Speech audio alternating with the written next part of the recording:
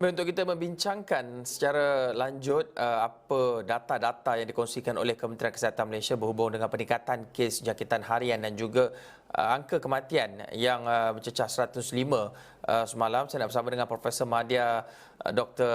Samsul Bahari Samsudin, pakar pengurusan risiko kesihatan persekitaran dan pekerjaan Universiti Malaysia Sabah. Prof, kalau kita lihat dengan angka kematian yang mencecah 105 semalam, adakah ini angka yang sudah dijangkakan ataupun ia masih lagi dalam jangkaan oleh Kementerian Kesihatan Malaysia apabila banyak kelonggaran sudah diberikan dan melihat kepada liputan kadar vaksinasi juga yang semakin meningkat? Ya, terima kasih Hakim. Memang kita dapat lihat semalam ya seperti mana yang dilaporkan bahawa jumlah kes kematian kita agak melonjak ya, 105 kes kematian. Yang sebelum ini kita mungkin di angka 2 digit ya, tetapi semalam kita sudah meningkat kembali kepada 3 digit, jadi kepada 105. Jadi ini sebenarnya satu benda yang memang sebenarnya kalau nak kata tidak dijangkakan, ya betul, di antara tidak dijangkakan dan dijangkakan juga ya. Tetapi kalau dilihat dari segi statistik ataupun dari segi data yang dikongsikan juga bersama oleh YB Menteri Kesihatan ya, YB Khairi Jamaluddin ya, bahawa kematian ini banyak yang melibatkan warga emas, terutamanya bagi mereka yang tidak mengambil vaksin atau yang tidak mengambil booster ya, ataupun dos penggalak. Jadi ini yang sebenarnya merisaukan kita. Dalam negara beralih daripada fasa kepada fasa peralihan endemik ini yang merisaukan kita sekiranya rakyat atau komuniti kita masih lagi tertinggal dengan suntikan dos penggalak ini. Vaksin insya-Allah kita sudah mencapai tahap yang agak tinggi, tetapi dari segi suntikan dos penggalak kita masih lagi agak rendah ya, terutamanya bagi kumpulan-kumpulan yang berisiko. Ini yang saya katakan tadi, seperti mana yang dimaklumkan oleh YB Khairi Jamaluddin, iaitu golongan orang yang berusia ataupun warga emas ini. Ini yang menyumbang kepada faktor kematian mungkin kepada 3 digit ya, seperti mana yang dilaporkan semalam. Okey.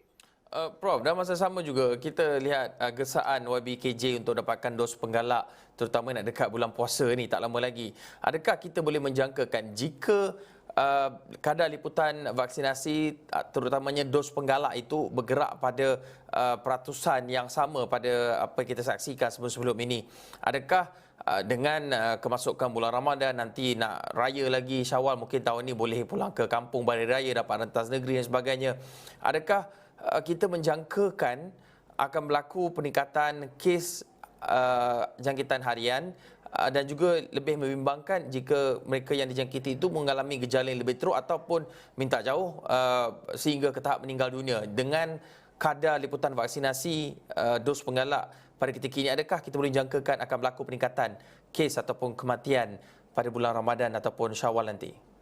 Ya, okey. Kalau kita lihat ya, saya boleh jangkakan ini adalah satu perkara yang tidak mustahil.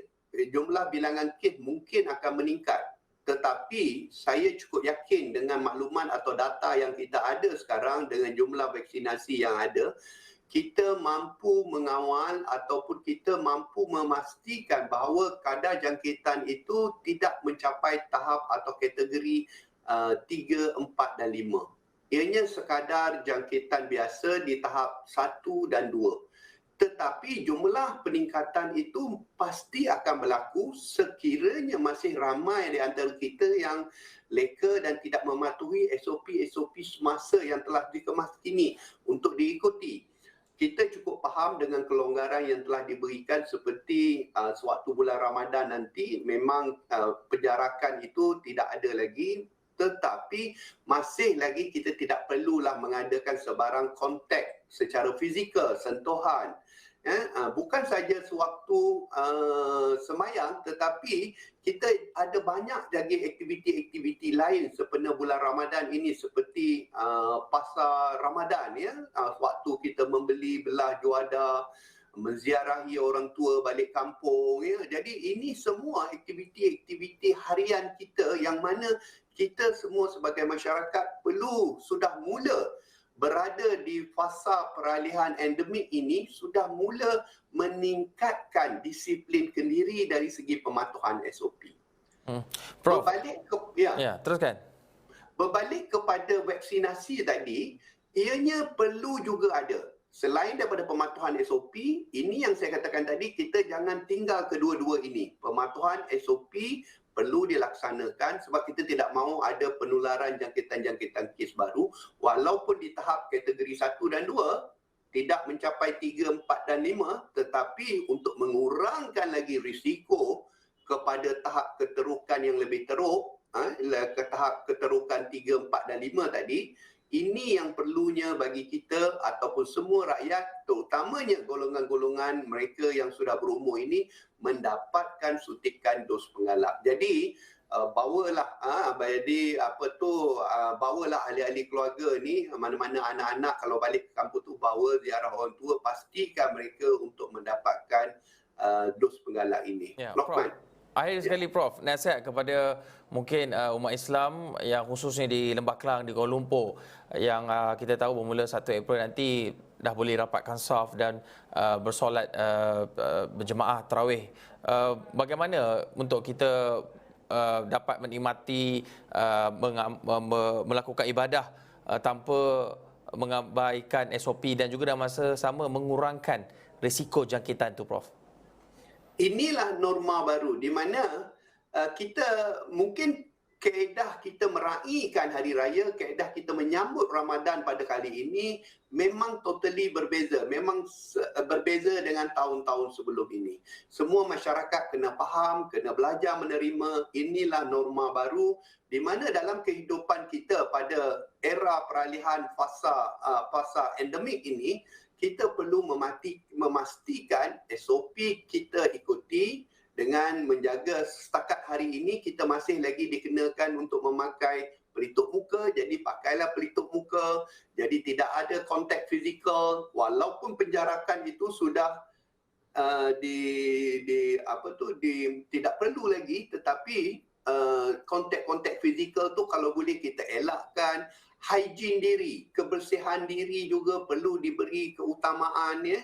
Pastikan golongan-golongan orang-orang yang berisiko seperti golongan orang tua, kanak-kanak ini diberi perhatian apabila berada di tempat-tempat ramai, di tempat-tempat perkumpulan orang ramai. Dan kalau boleh kita elakkan dulu buat masa ini aktiviti-aktiviti berkumpul secara beramai-ramai tanpa ada apa-apa sebarang tujuan dan sebab.